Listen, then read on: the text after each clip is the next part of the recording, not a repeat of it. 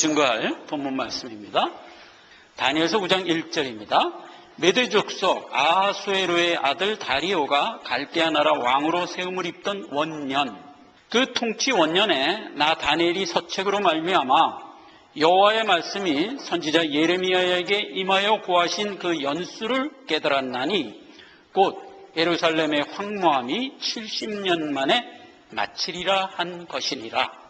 23절 한 절 더 읽겠습니다. 곧 내가 기도를 시작할 즈음에 명령이 내렸으므로 이제 내게 고하러 왔느니라. 너는 크게 은총을 입은 자라. 그런즉 너는 이를 생각하고 그 이상을 깨달을지니라. 아멘. 자, 이 말씀을 중심으로 해서요, 제일 큰 안식년 70일에라는 제목으로 은혜를 받고자 합니다. 다니엘서 8장에서 바벨론 음녀의 세력들을 살펴보는 가운데 우리가 그 재앙 부분을 계시록에 와서 7 인재앙과 7 나팔재앙을 살펴봤습니다.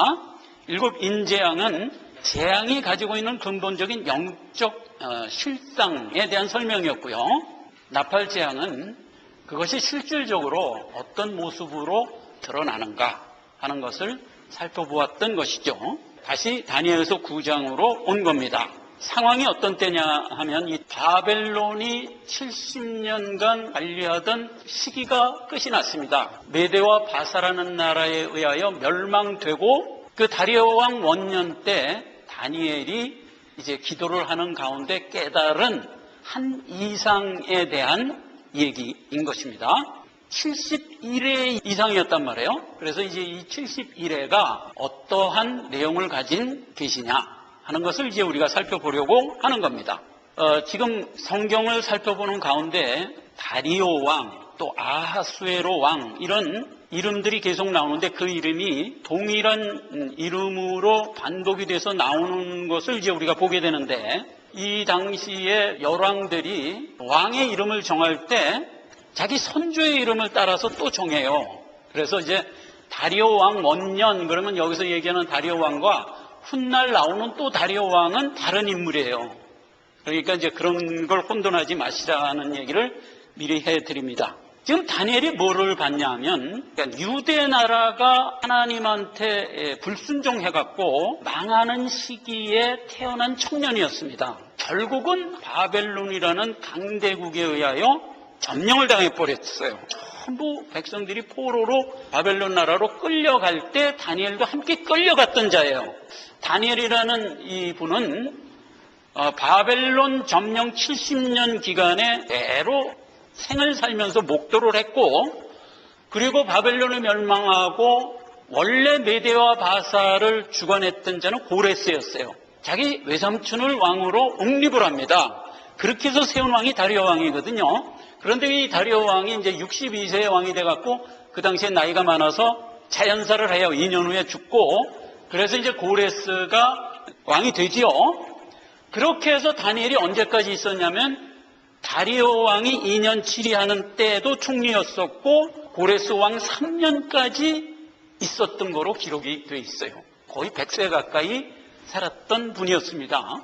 그래서 이제 다니엘은 역사 속에서 그 모든 것을 다 봤는데 문제는 다니엘이 겪은 그 모든 역사가 다니엘이 늘 즐겨 읽었던 에레미야서와 이사야서에 그대로 기록이 돼 있었던 사실이다 이 말이에요. 에레미야 선지자가 25장 11절 이 온 땅이 황폐하여 놀람이 될 것이며 이 나라들은 70년 동안 바벨론 왕을 섬기리라. 나 여호와가 말하노라. 70년이 마치면 내가 바벨론 왕과 그 나라와 갈대아 땅을 그 죄악으로 인하여 벌하여 영영이 황무케 하되 내가 그 땅에 대하여 선고한 바 곧 에레미야가 열방에 대하여 예언하고 이 책에 기록한 나의 모든 말을 그 땅에 임하게 하리라 그랬어요.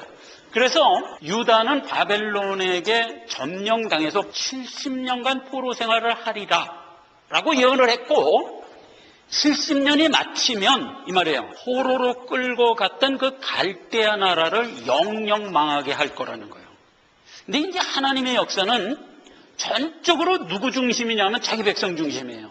내 백성이 범죄를 하고 죄를 지면 어떻게 한다고 하나님이 약속했죠? 다윗 언약에서 뭐라고 그랬어요? 내가 만약 범죄를 하면 하나님이 인생 채찍과 사람 막대기로 너를 키우겠다 이랬잖아요. 그러니까 주 믿는 백성은 죄를 범하면 세상에 의하여 고난을 받도록 하나님이 역사하신단 말이에요. 그러니까 유다가 죄를 범하면 영영이 끊어버리는 방법을 안 하세요. 어떻게 하냐? 바벨론이라는 열국을 일으켜서 포로로 잡혀가게 하는 식으로 말하자면 교훈을 하는 거예요. 바벨론이 무슨 죄가 있어요? 내 백성 말썽 피워서 들어서 친 건데 그렇게 막대기로 쓰임받은 바벨론을 하나님이 또 진노하는 거예요. 조금 가서 치라 그랬더니 너 마음껏 쳤어. 성경이 그렇게 기록돼 있어요. 조금 가서 치라 했더니 너 마음껏 쳤어. 그리고 확 진멸해버리는 거예요. 그러니까 언제나 하나님은 세상 역사를 어떤 관점에서 끌고 가냐면 내 백성 중심으로 끌고 가요. 그러니까 내 백성을 언제나 교훈하기 위하여 모든 걸 들어 동원하는데 그때 동원된 것들을 나중에 심판하세요. 불신자들에 대해서는 단호하신 하나님의 진노의 손길이죠. 그게 예언되어 있단 말이에요. 그러니까 다니엘이 포로로 붙들려 갔을 때부터 이걸 알고 있었어요. 아하, 우리가 범죄를 했기 때문에 우리가 앞으로 바벨론에 70년간 포로 생활을 하겠구나 하는 거 다 알고 있었다고요. 다. 어떻게 알았을까? 성경 말씀을 통해서 알고 있는 거예요. 그렇게 알고 있어서 다니엘에게 항상 무슨 의문이 있었냐면 왜 하필 포로 생활을 하는데 굳이 70년간 하라고 하나님이 명하셨을까? 마음에 이제 의문으로 갖고 있어서 이 다니엘서 9장을 보면 9장 전체가 무슨 내용으로 되어 있냐면 다니엘의 기도로 되어 있어요. 다니엘이 기도를 합니다. 우리가 범죄를 했기 때문에 결국 우리가 포로 생활을 들어온 건 내가 압니다. 그러나 하나님 긍휼을 베푸소서 우리를 구원하실 줄도 압니다 하면서 이제 기도가 쭉 이어지는 거거든요. 그렇게 해서 이제 다니엘이 9장 2절에 있는 얘기대로 그 통치 원년에 나 다니엘이 서책으로 말미암아 여호와의 말씀이 선지자 예레미야에게 임하여 고하신 그 연수를 깨달았나니 곧 예루살렘의 황무함이 70년 만에 마치리라 함을 깨달았어요. 그러니까 우리가 지금 그 다니엘이 깨달은 거를 우리도 지금 깨달아야 되잖아요. 그렇지 않아요? 우리도 깨달아야 되잖아요. 그래서 이제 우리가 다니엘이 깨달은 70년의 의미를 깨달으려고 그러는 겁니다. 지금 기도하는 중에 가브리엘 천사장이 70년의 의미를 풀어서 해석해 줍니다. 그런데 그 풀어서 해석해 준 게 내용이 70일의 예언이더라 이거예요. 우리가 이제 앞으로 자세히 살펴볼 거예요. 왜 포로 생활을 하도록 하셨을까? 다른 방법도 있잖아요. 근데 왜 포로 생활을 하도록 하셨을까 하는 것 살펴봐야 되고, 우리가 포로 생활을 하는 그 기간을 어째서 하나님은 너희가 안식을 누린다라고 얘기를 했을까? 우리의 포로 생활이 어째서 하나님 입장에서는 그게 안식기가 되는가? 등등 여러 가지를 살펴봐야 돼요.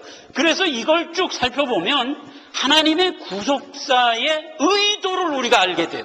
제가 계획하기는 다음 시간에 걸쳐서 살펴보려고 합니다. 가브리엘 천사장이 다니엘에게 와서 70일의 예언을 해석해 줍니다. 70일에로 기간을 하나님이 정했다는 겁니다. 무슨 기간을? 재림 때까지의 기간을 의미하는 기간이다 하는 걸 이제 먼저 기억을 하실 필요가 있어요. 자, 보십시다. 24절입니다. 내 백성과 내 거룩한 성을 위하여 70일에로 기한을 정하였나니 허물이 마치며 죄가 끝나며 죄악이 영속되며 영원한 의가 들어가며 이상과 예언이 응하며 또 지극히 거룩한 자가 기름 부음을 받으리라 라고 그랬어요. 기한을 정했대요. 70일에로. 무슨 일이 일어난다고요? 기한 끝에 영원히 죄악이 없어지고 영원한 의가 드러난다는 겁니다. 그리고 이상과 예언이 모두 응하게 될 거라는 겁니다. 그리고 지극히 거룩한 자가 기름 부음을 받는 일이 일어날 거랍니다. 거룩한 백성과 죄가 영원히 멸해지는 역사가 우리를 향한 하나님의 구속사의 내용이잖아요. 그것이 다 마감되는 기간이다 이 말이에요. 뭐 어려울 게 없어요. 그래서 이제 70일이라는 것은 하나님이 택한 모든 백성을 다 완성시키는 기간이라는 걸 의미한단 말이죠. 25절 봅시다. 그러므로 너는 깨달아 알지라 예루살렘을 중건하라는 영이 날 때부터 기름 부음을 받은 자 곧 왕이 일어나기까지 7일에와 62일에가 지날 것이요 그때 곤란한 동안에 성이 중건되어 거리와 해자를 이룰 것이다 그랬어요. 그 70일의 시작점을 알려주고 있어요. 언제 시작을 할 거냐면 예루살렘 성을 중건하라는 영이 날 때부터 70일에는 카운트다운이 된다는 거예요. 그 다음에 26절에 62일 후에 기름 부음을 받은 자가 끊어져 없어질 것이며 장차 한 왕의 백성이 와서 그 성읍과 성소를 회파하려니와 그의 종말은 홍수의 엄몰됨 같을 것이며 또 끝까지 전쟁이 있으리니 그 황폐할 것이 작정되었느니라 라고 해서 지금 69일의 후에 왕이 나타나서 끊어지는 역사가 일어나고 동시에 적그리스도라는 세력이 일어나서 잔포를 행할 것이다 라고 예언이 있고요. 자, 27절에 그가 장차 많은 사람으로 더불어, 여기서 얘기하는 그는 이제 적그리스도를 얘기하는 겁니다. 그가 장차 많은 사람으로 더불어 한 일해 동안에 언약을 굳게 정하겠고 그가 그 일의 절반에 제사와 예물을 금지할 것이며 또 잔포하여 미운 물건인 날개를 의지하여 설 것이며 또 이미 정한 종말까지 진노가 황폐케 하는 자에게 쏟아지리라 라고 해서 예언이 끝나는 겁니다. 예루살렘 성을 중건하라는 영이 있을 때부터 69일에가 지나면 메시아가 나오자마자 죽임을 당할 거라는 겁니다. 동시에 적그리스도가 나타날 것이다. 이게 언제 일어날 일이다? 69일에가 지난 시점에서 일어날 거라는 거예요. 자, 그러면 이제 한 일회가 남았잖아요. 그 한 일회는 27절에 얘기한 대로 그 한 일회의 절반에 그 미운 물건이 거룩한 자의 자리에 설 거래요. 제사와 예물을 금지하는 강포를 행할 거랍니다. 그런 두 가지 강포를 행하면서 그 한 일회 동안에 나타날 건데 하나님은 여축 없이 진노의 손길로 그를 제압할 것이고 정한 종말의 때는 역사될 것이다. 이렇게 예언이 된 내용입니다. 예루살렘 성을 중건하려는 영이 언제 있었냐 하는 걸 좀 살펴보자고요. 메대와 바사의 주역은 고레스인데 이러한 사건이 생기기 200년 전에 이미 이사야 선지자가 쓴 글에 고레스라는 이름까지 지정하면서 기록한 인물이에요. 44장 26절에서 28절인데 28절을 읽겠습니다. 고레스에 대하여는 이르기를 그는 목자라 나의 모든 기쁨을 성취하리라 하며 예루살렘에 대하여는 이르기를 중건되리라 하며 성전에 대하여는 이르기를 내 기초가 세움이 되리라 하는 자니라 말이에요. 그러니까 고레스가 와서 할 일이 뭐다? 고레스가 와서 바벨론 멸망시킬 자고 그 전에 보면 그 얘기가 나와요. 바벨론을 멸망시키는데 어떻게 멸망시키냐? 유프라데 강을 마르게 해서 멸망시킬 거라는 거예요. 그것까지 나와요. 근데 이제 고레스가 유프라데 강을 상류에 가서 물건으로 끌어버려요. 그러니까 물건이 줄어드니까 그 유프라데 강 가에 가운데 여의도처럼 그 바벨론 성이 있었거든요. 그러니까 유프라데 강이 말라버리니까 성이 이제 무트로 드러나 버렸지. 그때 고레스가 수문을 통해 들어가갖고 그 바벨론 성을 점령해 버려요. 그걸 이사야서가 기록하고 있어요. 아닌 게 아니라 70년이 지나자 고레스라는 사람이 병력같이 쳐들어와서 바벨론 명망시키고 왕으로 툭 등극을 한단 말이에요. 다니엘도 놀래지. 야, 이거 하나님 말씀 1.1억도 틀림없구나. 고레스도 이제 풍문에 들고 알고 있어요. 바벨론 안에 가면 그 총리가 한 놈이 있는데 그 놈이 되게 똑똑하다 그러더라. 그 사람 죽이지 말고 중용해라. 이런 이제 소문을 들고 왔기 때문에 다리오 왕이 고레스를 총리로 시켜버리죠. 다니엘서 7장 6장에서 확인했잖아요. 고레스 왕 3년까지 총리가 돼 있었어요. 그러니까 이제 다니엘이 고레스한테 얘기합니다. 나는 당신이 올 줄 미리 알고 있었습니다. 라고 얘기했어요. 그러니까 이제 고레스가 아니 내가 올 줄 어떻게 알고 있었습니까? 그러니까 이걸 좀 보십시오. 그리고 이사야서를 보여준 거예요. 고레스한테. 그 고레스가 딱 보니까 아니 세상에 자기 이름까지 정확히 기록되어 있는 거야. 이 성경이 언제 쓴 거냐? 당신이 태어나기 200년 전에 쓴 성경입니다. 그러니까 고레스가 이제 거기서 녹아버린 거예요. 그래갖고 이제 고레스가 이방인이면서 하나님 믿는 번속으로 이제 변하게 됩니다. 그래서 이제 고레스가 그 포로된 이스라엘 백성들을 후대하죠. 그래가지고 포로 귀환령 내리고 성전도 다시 져라 조소 내리고 성벽도 다시 건축해라 하는 조소를 다 내리게 되는 거다 말이죠. 메대와 바사가 나라를 세우고 나서 하는 일이 세 가지입니다. 첫째, 포로 귀환, 성전 준공, 성곽 준공이에요. 자, 그런데 지금 71회의 시작점을 언제라고 그랬죠? 성중건이에요. 성전이 아니고. 그러니까 그거를 우리가 구분하란 말이에요. 요 조소의 내용을 좀 살펴보자 하는 겁니다. 먼저 성전 준공령부터 살펴봅니다. 에스라서 1장 1절에 이렇게 기록되어 있습니다. 바사왕 고레스 원년에 여호와께서 말씀을 응하게 하시려고 바사왕 고레스의 마음을 감동시키심에 저가 나라에 공포도 하고 조소도 내려가로되, 그래서 조소를 내렸어요. 성전을 건축하라는 영을 내렸어요.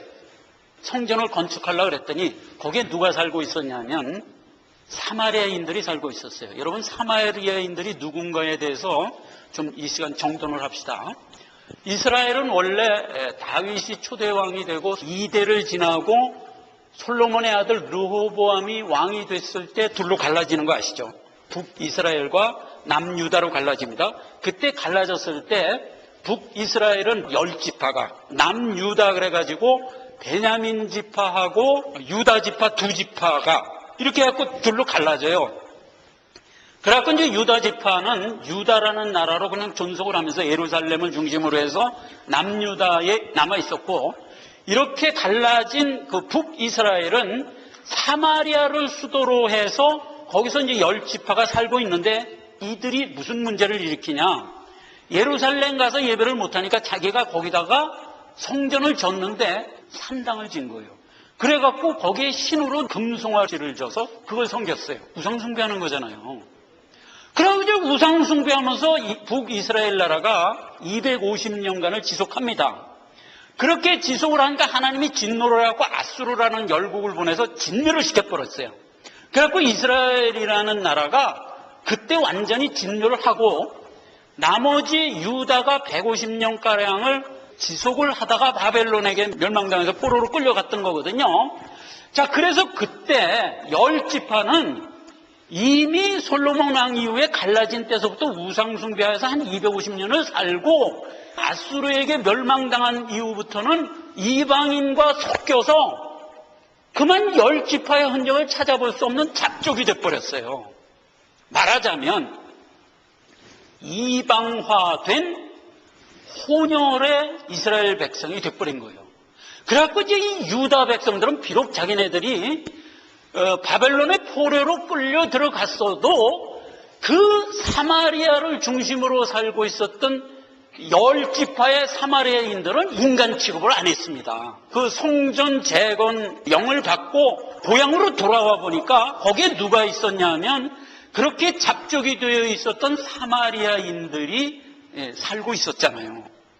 그러니까 그들이 득 나와갖고, 야, 우리도 성전 건축하는데 끼워주라, 이렇게 이제 요구를 했어요. 그랬더니 그 유다인들이 너희들은 못 낀다. 너희들은 이미 하나님을 배반한 민족이기 때문에 하나님 백성 아니지 않냐. 그러니까 너희들 못 낀다 그랬단 말이에요. 그러니까 이것들이 화가 나갖고 그 당시에 메대와 바사 왕한테 투소를 썼어요. 에스라서 4장 이후에 있어요. 그 투소 내용이 어떻게 되냐면 13절에 이제 왕은 아시옵소서, 만일 이 성읍을 건축하여 그 성곽을 마치면 저 무리가 다시는 조공과 잡세와 부세를 바치지 아니하리니 필경 왕들에게 손해가 될 것입니다. 왕은 10주의 사기를 살펴보시면 그 사기에 이 성읍은 패역한 성읍이라 예로부터 항상 반역한 일을 행하여 열왕과 각도의 손해가 된 것을 보시고 알지라. 이 성읍이 회파됨도 이까닭입니다. 16절, 이에 감히 왕에게 고하오니 이 성읍이 중건되어 성곽을 필력하시면 이로 말미암아 왕의 강섭한 영지가 없어지리이다 하고 투소를 한 거예요. 그러니까 이제 왕이 그 투소를 받고, 그래? 그 땅의 과거 역사를 좀 조사해봐라. 그리고 또 조사해 본 거예요. 조사해 보니까 옛날에 뭐 솔로몬 왕도 있을 시절, 뭐 다윗 왕도 있을 시절에 보니까 뭐 강대해갖고 주변을 다 이렇게 제압했던 그 기록이 있거든요. 그 진짜네. 이것도 그 성전 허락하면은 다시 강성해져갖고 우리 먹겠네. 안 되겠다. 중단시켜라. 이래가지고 중단 명령을 내려버린 거예요. 그게 이제 21절에 이제 너희는 명을 전하여 그 사람들로 역사를 그치게 하여 그 성을 건축하지 못하게 하고 내가 다시 조소 내리기를 기다리라 하고 중단을 해버린 거예요. 그리고 성전 지러 갔다가 그러면 중단당하고 말았어요. 그런데 그 당시에 유다 포로 백성들은 하나님이 이거를 다시 준공하게 하실 거라는 것을 성경을 통해서 이미 알고 있잖아요. 그러니까 중단을 당했어도 이건 여기서 포기할 일이 아니다. 그래갖고 이제 재건의를 합니다. 재건의를 어디 가서 하냐면 에스라서 5장에 가서 재건의를 하는 장면이 나옵니다. 옛날에 당신네들 선조왕 고레스 왕이 성전 건축하라는 조서를 준 적이 있습니다. 그러니까 서고를 가서 좀 조사해 보십시오. 그러면 그때 당신의 할아버지 고레스 왕이 내린 조서가 있을 겁니다. 그러니 다시 허락해 주옵소서 하고 건의문을 드린 거예요. 그랬더니 그 당시에는 이제 다리오 왕이었는데 조사해 본 거예요. 서고를 조사해 보니까 정말 있거든. 거기 보니까 뭐 성은 얼마 높이로 주고 얼마 길이로 주고 하는 것까지 다 기록이 되는 거예요. 이거 진짜네. 우리 할아버지가 이건 지라고 허락을 한 거였구나. 아예 안 되겠다. 이게 다시 허락하게 하자. 해갖고 이제 다시 조서를 내립니다. 이가 11절에 이렇게 기록되어 있습니다. 내가 또 조서를 내려는 물론 누구든지 이 명령을 변개하면 그 집에서 들보를 빼어내고 저를 그 위에 메어 달게 하고 그 집은 이로 인하여 거름더미가 되게 하라. 그래서 강력한 조서와 함께 명을 내렸어요. 그러니까 이게 조서 어설프하게 내렸다가는 또 뭐 이래서 안 됩니다 저래서 안 됩니다 할까봐 아예 다리오 왕이 그냥 강력하게 그냥 해갖고 조서를 내려서 성을 다시 짓도록 조서를 내립니다. 그래서 결국 15절에 다리오 왕 6년 아달월 3일에 전을 필력하니라. 그래서 예루살렘 전이 완공이 돼버렸어요. 자, 그런 상태에서 우리가 이제 느헤미야서로 가봅시다. 느헤미야서는 동시대 유다 방백들에 대한 기록입니다. 느헤미야서 2장 1절에서 8절을 제가 읽겠습니다. 아닥사스다 왕 20년 니산월에 왕의 앞에 술이 있기로 내가 들어 왕에게 드렸는데 이전에는 내가 왕의 앞에서 수색이 없었더니 이렇게 기록이 되어 있는 내용입니다. 느헤미야가 어떤 인물이냐면 아닥사스다 왕의 술 맡은 관원장이었어요. 그 당시 왕의 떡 맡은 관원장, 술 맡은 관원장은 오늘날 이제 쇠이프인데 거의 총리급입니다. 왜 그러냐면 그 당시에 왕의 술 맡은 관원장, 떡 맡은 관원장은 왕의 목숨을 좌지우지할 수 있는 위치의 직함이기 때문에 절대 신뢰하는 사람이 아니면 안 시킵니다. 여러분, 알렉산더가 33세에 죽었는데 왜 죽었는지 아십니까? 그 신하들이 술에 동로서 먹고 죽었어요. 그렇기 때문에 옛날에는 왕이 뭐 술 잘못 먹고 음식 잘못 먹어서 콱콱 죽는 예가 많았어요. 그러니까 술 맡은 관원장, 떡 맡은 관원장은 아주. 근데 이게 이제 이 느헤미야가 그 당시에 왕의 술 맡은 관원장이었단 말이에요. 그래서 술을 갖고 이제 그날 이렇게 왕한테 들어갔는데 왕이 이제 느헤미야 얼굴을 뚝 보더니 야 이놈아, 너 이렇게 얼굴빛이 어둡냐? 이렇게 이제 물은 거예요. 그 얘기예요 지금 이게. 그러니까 이제 느헤미야가 이제 왕한테 얘기합니다. 뭐 사실은 제가 고민거리가 좀 있어서 그럽니다. 그러니까 무슨 고민이냐 얘기해봐라. 지금 우리 고향 땅에 전 왕께서 이렇게 호의를 베풀어 갖고 성전이 지금 다 완공된 상태입니다. 그런데 예루살렘 성이 전부 무너진 채로 있습니다. 그래서 지금 유다 백성들이 목매간에도 지금 마음의 근심을 갖고 있는 게 어떻게 그 성곽을 좀 준공하나 하고 지금 근심들을 하고 있습니다. 저는 그래도 포로된 유다 백성의 그래도 수장격 아닙니까? 그러니까 뭐 왕의 술 맡은 관원장이 얼마나 높아요.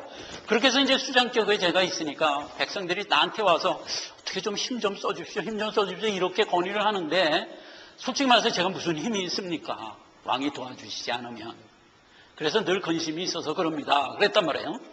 그러니까 이제 왕이 그래? 그럼 내가 도와줄게. 꼭 가서 성곽 줘. 이렇게 해서 조서를 내렸단 말이에요. 아닥사스다 왕 20년 니산월에 조서를 내린 겁니다. 아닥사스다 왕이 조서를 내렸다 이렇게 쓰면 될 거를 굳이 아닥사스다 왕 20년 니산월에 이렇게 왜 기록을 했을까? 이것은 나중에 성경을 읽은 주의 권속들로 하여금 지금 다니엘서에서 예고한 70일의 시작점의 정확한 연대 알라고 일부러 이렇게 쓴 거예요.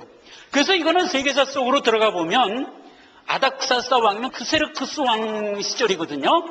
그 크세르크스 왕 20년이면요 BC 444년 딱 나와요. 자, 그래서 BC 444년부터 71회가 시작되는 것으로 하여 하나님의 구속사는 예정되어 있다고요. 자, 그걸 우리가 카운트다운을 해보자 이거예요. 자, 그러면 지금 여기서 어떻게 기록이 되어 있어요? 아까 읽은 본문에서 69일회가 지나면 예수 그리스도가 나타날 거라는 얘기를 했잖아요. 그래서 BC 444년도에서부터 69일회가 지난 때가 언제냐 하는 것을 우리가 생각해 보자는 말이에요. 성경에서 이 일회 그러면 안식년을 지칭하는 구약적 용어예요. 한 일회, 두 일회 그러면 7년, 두 일회 그러면 14년 이런 의미예요. 그래서 그럼 70년이 뭐야? 70년간의 안식이었다니까요. 지금까지 안식년 그러면 안식 기간이 몇 년이었어요? 1년. 여기는 쉬는 기간이 70년이야. 안식하는 한 해가 70년이야. 한 안식년은 1회, 7년이니까 77이 49, 490년짜리 안식년이잖아요. 71회가 한 1회가 7년이라는 의미예요. 그래서 아닥사스다 왕이 예루살렘 성을 중건하라는 영이 난 BC 444년도서부터 69일회가 지난 때가 언제나 이거예요. 483년 지난 때잖아요. 그렇죠? 69일이면 7년씩 해서 483년이잖아요. 그래서 이스라엘의 연은 360일이에요. 우리가 쓰고 있는 건 정확하게 전체를 다 알고 계산한 거기 때문에 365일 뭐 점점점점 해갖고 뭐가 나오는데 이 당시의 달력은 한 달 30일, 1년 360 딱 정해져 있어요. 그렇기 때문에 연도를 그대로 적용하면 안 맞아. 그러니까 어떻게 해야 되냐면은 하나님이 정한 69일회를 이스라엘식 날짜로 환산을 해야 돼. 17만 3,880일이 돼요. 그거를 BC 444년이라는 우리가 알고 있는 그레고리력에 적용을 하면 AD 31년 4월 6일이 돼요.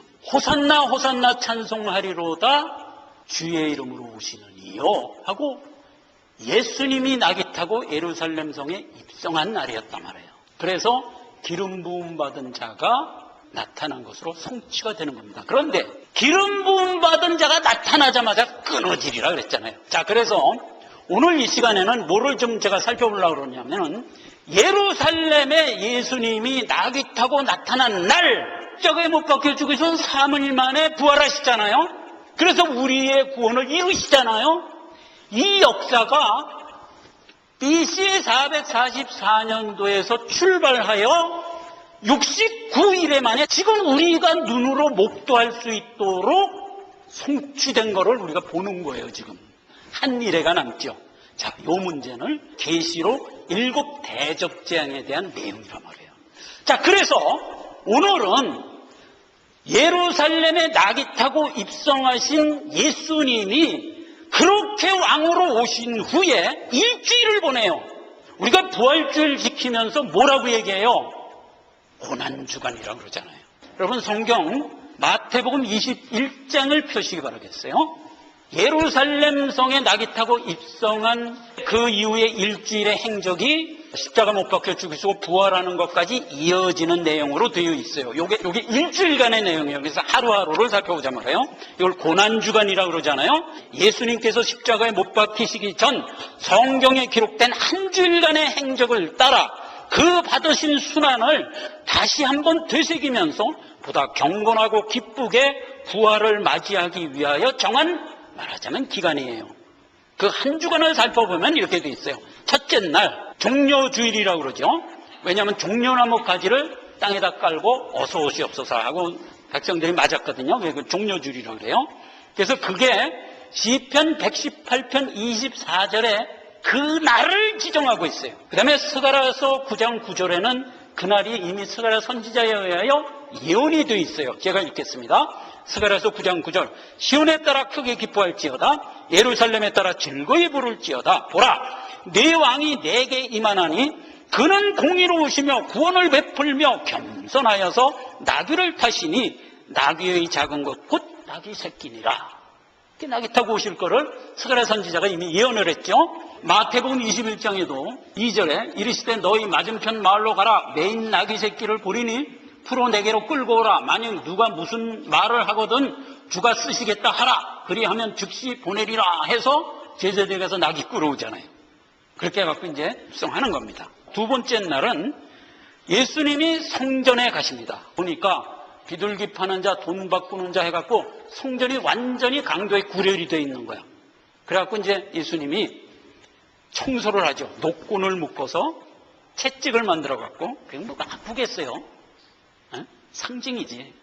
채찍을 만들어갖고 이제 거기에서 장사하는 사람들 다 때려 내쫓았단 말이에요.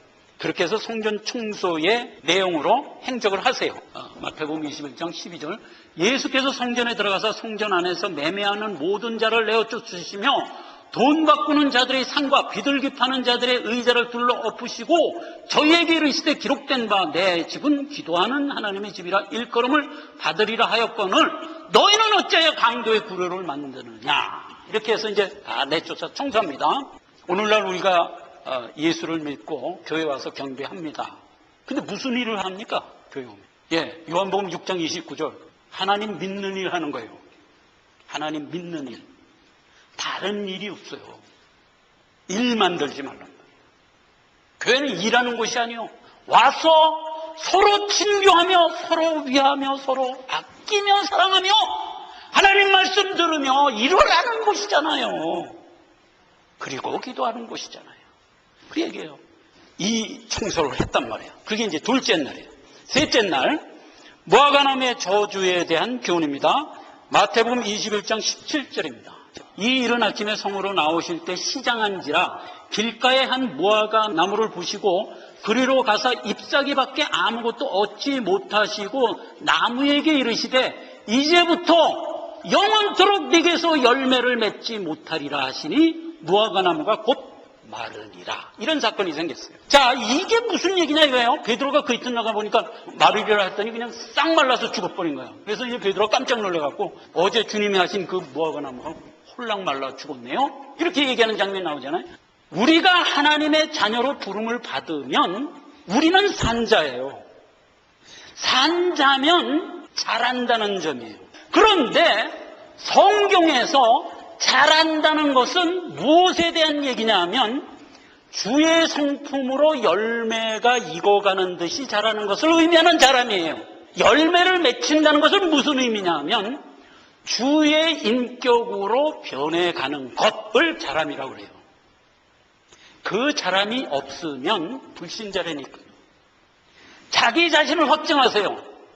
내가 지금 예수를 믿고 있어. 10년, 20년, 일주일 상관없습니다. 일단 예수를 믿는 자는 하나님의 말씀을 즐겨받으며 그대로 순종하며 살아가고자 하는 나의 결단이 점점 강도를 더해가는 것으로 자라간다고요. 이게 없으면 산자가 아니라니까. 그거 얘기하는 거예요. 그러니까 우리가 수많은 종교인들을 봐요. 하나님이 봐서 감동할 만한 거 그런 거 좀 만들어 갖고 바쳐야지 하는 이 일에만 그냥 몰두하고 있단 말이에요. 이게 입만무성한 거예요. 정말 하나님이 원하는 열매는 뭐냐? 다 닿는 자 되라 말이에요. 사랑하는 자가 되라 말이에요. 사랑의 가장 핵심이 되는 게 뭐예요? 주와 함께하는 자로 인도하고자 하는 마음이에요. 그게 사랑하는 거예요. 누구든지 주 안에 있지 하면 심판받을 자예요. 그렇죠? 그럼 우리가 알잖아요.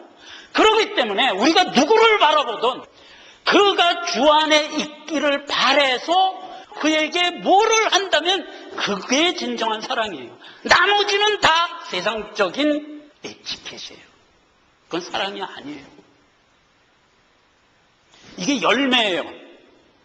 이 열매가 내 자신에게 있었고 그걸 위하여 우리는 말하자면 남에게도 마음가짐으로 살아가고자 하는 것, 이게 주의 긍휼과 사랑의 마음을 갖고 살아가는 자인 거예요. 네 번째 날입니다. 사랑과 배도가 갈립니다. 26장 14절 16절 이하에 이렇게 나오는데, 옥합을 깨뜨리죠. 향유 옥합을 깨뜨려서 예수님 머리에 이렇게 부어서 이제 닦아주는 사건이 생기고, 이어서 가롯 유다가 예수 파는 배도의 사건으로 점철됩니다. 사랑과 배도의 역사가 동시에 일어나는 걸 보게 됩니다.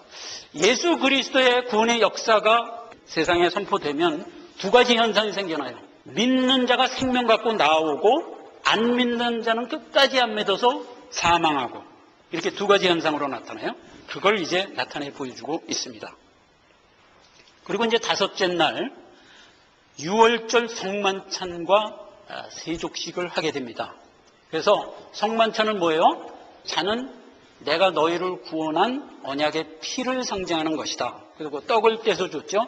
이것이 너희를 위하여 찢은 내 몸이고 이것이 영생의 양식이니라. 그래갖고 떡 떼고 잔을 돌려서 마시는 일을 허락했죠. 그게 성만찬이에요. 그것은 곧 우리 보고 예수 그리스도의 말씀에 의지하여 살아가라 라고 하는 말씀이었고요. 세족식 해줍니다. 세족식은 예수님이 친히 발을 씻어줬어요. 그랬더니 베드로가 너무 송구해서 아이고 내 발을 어떻게 씻습니까? 그러니까 너희놈만 나한테 발만 안 씻으면 나하고 상관없어. 그랬더니 이번에 또 한 개 더 띄워가지고 그러면 내 온몸 다 씻어주십시오. 그러니까 예수님이 그때 주신 답이 뭐예요? 너는 이미 깨끗하였으니 발만 씻으면 되느니라. 이 사건이에요. 자, 그리고 이거 우리를 향한 얘기입니다. 우리가 지금 예수님의 말씀과 피에 의하여 생명 가진 자가 되어서 살아가는데 우리는 이미 그래서 깨끗해진 자예요. 그래서 온몸을 씻을 필요가 없어요. 문제는 우리의 발이에요. 발은 우리가 세상을 살아가면서 살아가는 행보인데 그래서 우리의 발은 언제나 더러워질 수밖에 없어. 이게 무슨 얘기냐? 우리는 성화의 삶을 살면서 더러운 세상에 발 담그고 살아요. 우리가 그러한 가운데 우리의 행보를 더 성결하게 만들어 가고자 하는 내 자신의 씻음이 언제나 있으면서 가야 돼요. 그런 것들을 언제나 회개하면서 뉘우치면서 살아가야 돼요. 그게 발 씻는 거예요. 이 발 씻음이 없으면 안 돼요. 예수님이 뭐라고 명령했냐면 내가 너희의 발을 씻어준다. 우리의 머리 대신 예수님이 언제나 우리에게 회개의 영을 주세요. 그래서 우리가 돌이킬 수 있는 기회를 주고 이걸 너희끼리 하라. 그렇게 명하잖아요. 그래서 우리가 성도들끼리 상대방이 연약한 거를 이해하는 겁니다. 비난하는 게 아니라 이해하는 겁니다. 긍휼히 여기고 감싸주고 그게 발 씻어주는 거예요. 그렇게 살아가라 이거예요. 이게 성도들 간의 삶이에요. 여섯째 날 그렇게 유월절 마감을 하고 그날로 잡혀가지요. 그 이튿날 십자가에 못 박혀 죽으시고 장사한 지 사흘 만에 부활하십니다. 자, 부활은 마태복음 28장 5절 7절을 제가 읽겠습니다. 천사가 여자에게 일러 가로되 너희는 무서워 말라. 십자가에 못 박힌 예수를 너희가 찾는 줄 내가 아노라. 그가 여기 계시지 않고 그의 말씀하신 대로 살아나셨느니라. 와서 보라. 그 누우셨던 곳을 보라. 마리아가 이제 예수님 무덤에 가서 그 향 발라주러 갔는데 예수님이 이미 없는 거야. 그래가지고 그 옆에 지키고 있던 두 천사가 이렇게 얘기해 줬잖아요. 그리고 마리아가 예수님 만나죠. 그때 천사가 뭐라고 그랬어요? 빨리 갈릴리로 가라. 가서 제자들한테 예수님 살아나셨다고 고하라. 그래갖고 이제 마리아가 뛰어가는 그런 이제 사건으로 부활이 됩니다. 자, 아닥사스다 왕이 예루살렘 성을 중건하라는 영 BC 444년도부터 카운트다운 돼서 AD 31년 4월 6일에 예수님이 예루살렘 성에 입성하는 왕으로 등극하고 우리에게 교훈 주시고 십자가에 못 박혀 죽으셨어요. 그리고 부활을 하셨어요. 뭐가 남았죠? 한 일회가 남았어요. 이 한 일에 우리가 살고 있는 말세란 말이에요. 계시록 가서 대접재앙으로 이어갈 거고 그 전에 우리가 이 71회에 담아준 포로를 보고 안식이라고 그랬냐? 그리고 우리에게 안식은 어째서 그렇게 중요한 거냐? 이런 등등의 내용을 좀 더 자세히 살펴보도록 하겠습니다. 기도하겠습니다. 하나님 은혜를 감사합니다. 하나님께서 다니엘서를 통해서 은혜를 주셨습니다. 우리가 이 말씀을 통해서 하나님의 섭리를 분명히 바르게 깨닫고 우리의 성화 생활에 항상 큰 힘과 능력을 구비하여 이 길을 더욱 힘차게 가게 하옵소서. 예수님의 이름으로 기도했습니다. 아멘. 483장 부르고 예배를 피하겠습니다.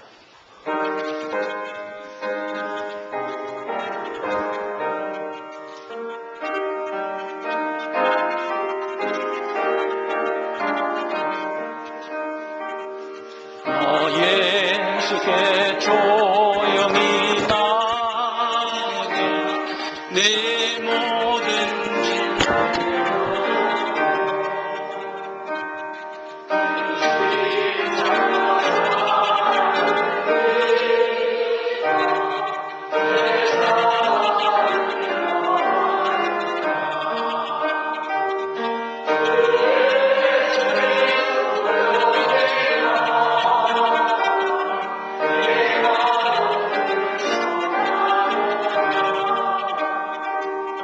Yeah.